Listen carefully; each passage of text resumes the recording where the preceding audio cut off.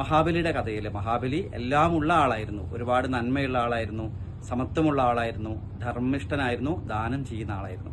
പക്ഷേ മഹാബലിക്ക് ചെറിയൊരു പ്രശ്നം ഉണ്ടായിരുന്നു, ഒരു കുഴപ്പമുണ്ടായിരുന്നു. വലിയ അഹങ്കാരിയായിരുന്നു.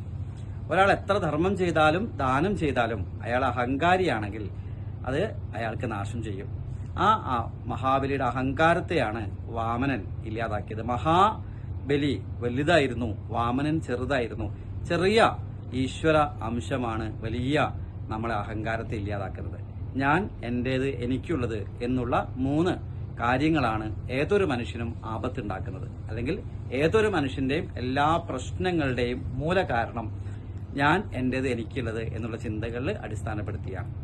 ഇവിടെ മഹാബലിയായിരുന്ന, ഒരുപാട് നന്മ ചെയ്തിരുന്ന മഹാബലിയുടെ അഹങ്കാരത്തെയാണ് വാമനൻ ഇല്ലാതാക്കുന്നത്. അദ്ദേഹം ചെയ്തത് വലത് കാലെടുത്ത് മഹാബലിയുടെ മൂർധാവിൽ വെക്കുകയാണ്. തന്ത്രത്തില് വളരെ വിശേഷമായ ശാംഭവി എന്ന ദീക്ഷയാണത്. തന്നോളം ശിഷ്യനെ ഉയർത്തുന്നതാണ് ശാംഭവി ദീക്ഷ. അപ്പൊ മഹാവിഷ്ണു തന്നോളം മഹാബലിയെ ഉയർത്തുകയാണ്. ആ അഹങ്കാരത്തെ ഇല്ലാതാക്കി 3 അടി മണ്ണ് ചോദിച്ചുകൊണ്ട് ഞാൻ എന്തു വേണമെങ്കിലും തരാം എന്ന് പറഞ്ഞ ആ മഹാബലിയുടെ അഹങ്കാരത്തെ ഇല്ലാതാക്കി മഹാബലിയെ ഈശ്വര ലോകത്തേക്കാണ് ഉയർത്തിയത്. അവിടെ ആ മഹാബലിക്ക് കാവൽ നിൽക്കുന്നതും മഹാബലിയെ.